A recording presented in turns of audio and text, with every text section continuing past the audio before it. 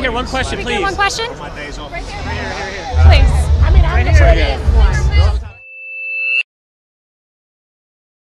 So this sort of thing is the kind of thing I think that we should have been paying a lot more attention to in years earlier. Genetics, what can it mean? And it also allows people in colleges, professors in colleges, to do things like, I don't know, redefine the biological reality of gender and pretend it doesn't exist. This has long-term ramifications that I don't think we're thinking through. And most people sort of in our world are like, it's crazy, but it'll go away. It won't go away. If your children grow up learning that there's no actual distinction between men and women, what does that mean long-term? The hips on the drag. A drag diva duo known as the Shear Sisters will be reading to the kids on June 19th as part of the library celebrating LGBT Pride Month. Library story time for little kids, not exactly where you'd expect to find controversy, but a plan to have drag queens tell stories at a Cherry Hill library has people talking. This one is called Worm Loves Worm. Talking, singing, and reading. We can both be grooms. To an audience of preschoolers, toddlers, and their caregivers. Well, story time at the Millennium Library today was led by drag queens. These words make her little sister very sad, and she starts to cry. That is so not nice. So when the head of a prestigious North London school announced this week that he's consulting pupils and parents about a gender-neutral uniform, allowing all pupils to choose trousers or skirts, it sounded like progress to me. In fact, it's a national thing. Who wants to be a drag queen when they grow up? But yeah, this is sort of a new thing that's happening, popping up in public libraries across the fruited plain, and it's actually happening in my neighborhood library in Brooklyn. But we all benefit from living in a society which leaves behind the oppressive, strict gender norms of the past and recognizes that gender can be fluid and ever-changing.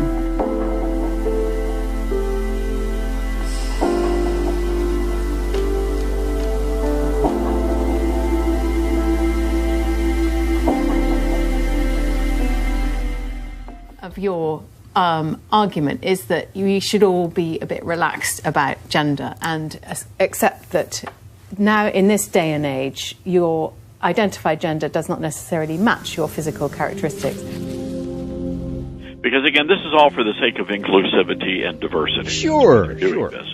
And so I asked, I said, well, what about ministers? Would you allow a minister to come in and read a Bible story for Storybook Hour? And they said no, they would not do that. And sometimes it just seems things are a little out of balance on these, doesn't it? Macho men under attack at college campuses across the country, now encouraging men to be less manly with courses to fight toxic masculinity.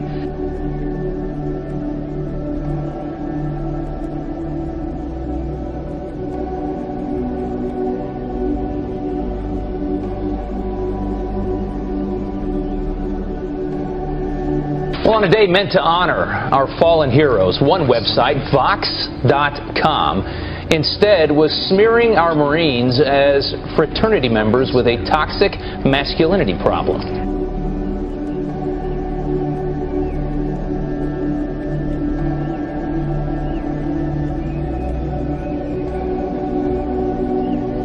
As my friend Matt Walsh wrote on Twitter, call me crazy, but I'm pretty sure the Marine Corps is supposed to be both masculine and toxic. But these are the kind of people who want our Marines to prance around into battle wearing high heels and camo rompers.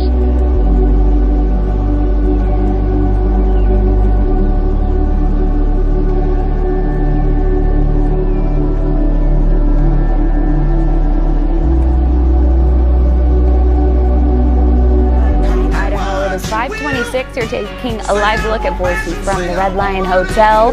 Rompers have become a staple in women's fashion. The cute one-piece outfit, one of my favorites.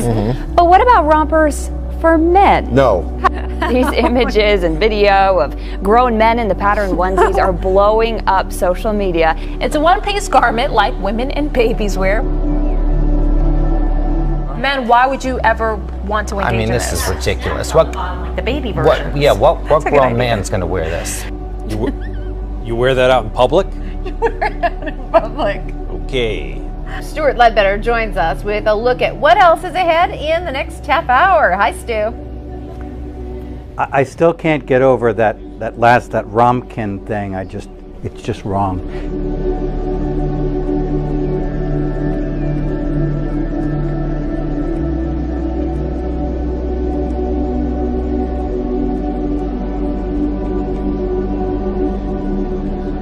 And I got a friend with a daughter at an American university, a daughter who's rooming with another woman who has and that is completely understood, that is fine. And he, as a father, finds that a bit strange, but this is where we are. This story has gone viral. Vinny, 23 years of age, has already spent tens of thousands of dollars. Why? In hopes to transform into a genderless alien. All right. In a society that values youth and beauty, getting cosmetic procedures is nothing new. But there are some who take it to the extreme. Now, our next guest is on a mission to have the perfect physique. Like the man who's known as the human Ken doll. I'm known in the media as the human Ken doll. I've spent $170,000 on 152 cosmetic procedures. I think I look amazing. It's always exciting to see what new modifications people have come up with to sort of engineer themselves to look like what society would say would be the typical ideal.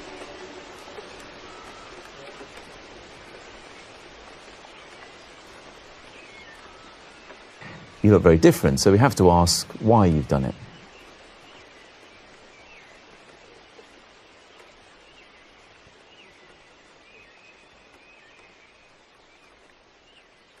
Justin recently met the real-life Barbie, 21-year-old Valerie Lakanova from Russia. Right. And there are a few things that need to be fixed. There is an ongoing process to look good. And now we live in a very demand society. Yes. And I'd like to be the best that I can possibly, my body can allow me to be. Just the availability and the control to be able to manipulate my body and change it, to sculpt it, I guess, became a form of art for me. Okay.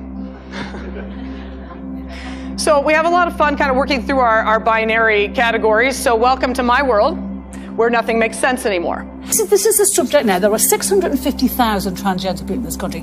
That accounts for 1% of the population. Of that 1%, the minutest amount of number are children. And to change our schools, to change the landscape of this country for a handful of people when there is no proof that we need to do that, I find astonishing. And people are using this as an identifier. As much as you might call yourself a man or a woman, kids are saying, I'm agender. Let kids develop, let them, leave them to their own devices and let them be what they need to be. I think this is terrifying. I think it's dangerous because we could be pushing kids into a gender corridor where they're told it doesn't matter whether you're a man or woman, it doesn't matter what Before I bring the rest of you in. The other thing that's kind of fun about this field is it is the most deconstructionist thing I've ever run into. If you want a field where it's just, you're never going to get your head wrapped around everything, this is it. More into a gender non-binary. So you want to be sexless? Yeah, I looked into removing my genitals completely with different doctors, like a sexual on assignment. People are curious. People want to know what's going on. When somebody is assigned male, and that's the way the lingo works in my world, you are assigned a sex at birth. When you're assigned male at birth, but you grow up, and this is not what we're thinking of as male. But my concern is the extraordinary increase in figures, that the attitude that people like you perhaps, without realising, are fostering. So let me run you through some of the figures. The number of under 18s referred to that service in 2016 to 2017 was 2,016. Okay? The number of under 18s referred in 2009-2010 was 97. Now, although I'm quite good at maths, I haven't got Diane Abbott here with me to work out what percentage that is, but that's quite an uptick. Okay, so here we are now watching development collide with something, you know, when we see adults, we sort of, I think to some extent we go, okay, that's okay, you can do what you want, even if I'm uncomfortable, it's still you, you're all grown up, whatever. What about a 12-year-old? Now back it up, what about an 8-year-old? Here's the breakdown. 21, for 2016-2017, 21 were 5-year-olds, 9 were 4-year-olds, and 1 was a 3-year-old.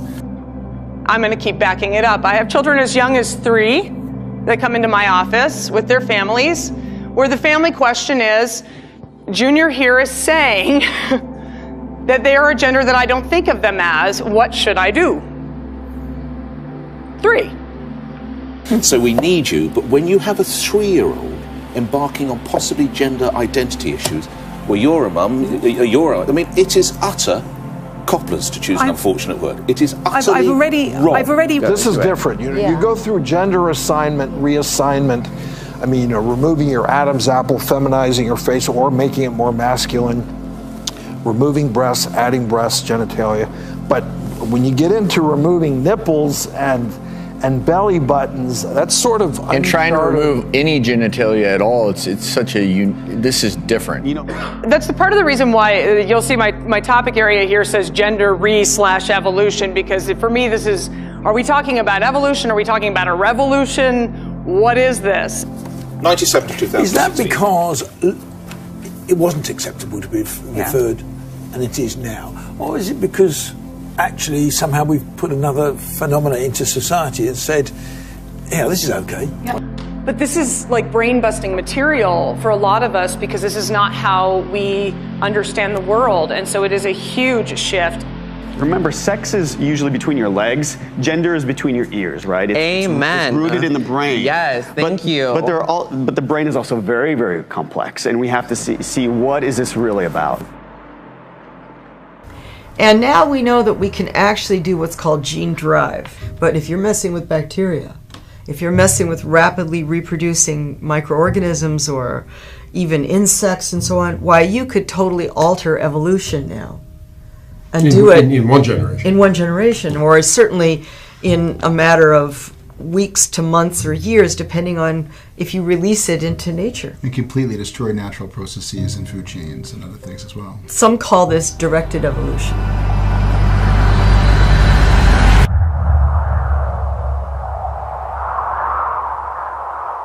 Designer babies. Do you want a boy? You want a girl? Now you can order up.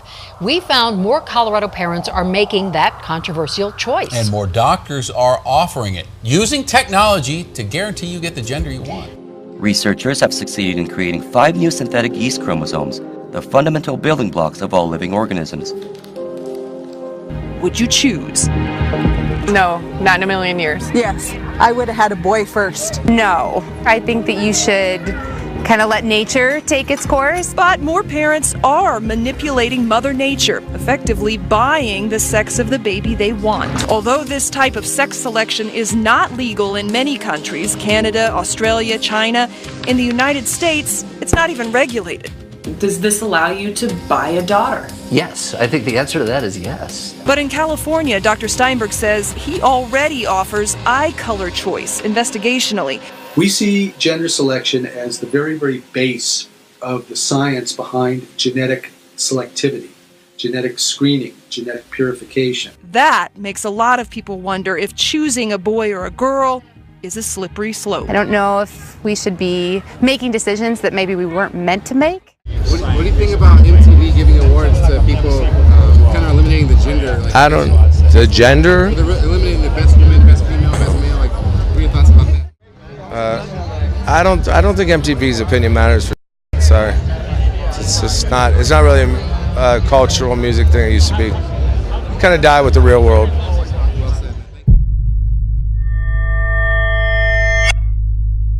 I started interning at MTV in 1997 through 98. And this was in I think about 1998 actually is when I had my major first experience. As a television producer who was Dave Chappelle's stand-in, which means I did his rehearsals season 1 and 2 of Chappelle's show. I saw what happened to Dave. Dave used to give me advice all the time. And one of the key things he told me was, no matter how much money they offer you, and he said they, as he pointed in my chest, he said, never forget who you are or where you come from. So for me and the fellas around me, it was all fun, but we did not know that we were a part of a system. And my vice president would always tell me, he would always pull me out from the bunch and say, D. Brad, look at the big picture. I thought the big picture was Black America. I had no idea that the big picture was being a part of this system. Whatever has happened in urban America as far as the perception on television and film, I was basically the fly on the wall. That's why this brother is so correct. There you go, so correct when he says we are at war. And I know it's somewhat difficult to believe that a war can be anything other than physical, but it is. And him and Charlie Murphy would tell me the same things all the time. And then I got it. This is a war.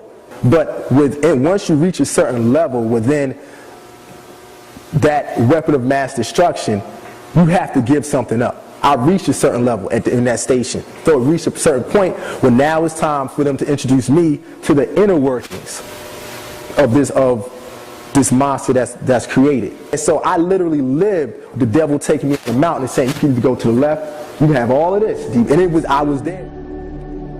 Because you say the cover of Forbes, how to cheat death, and you think we're going to live interesting. The technique is called gene editing. We got Time. We got National Geographic. Think this through. I mean, this is going to completely alter the world that we live in. You're just kind of playing around, but this stuff has consequences long term for sure.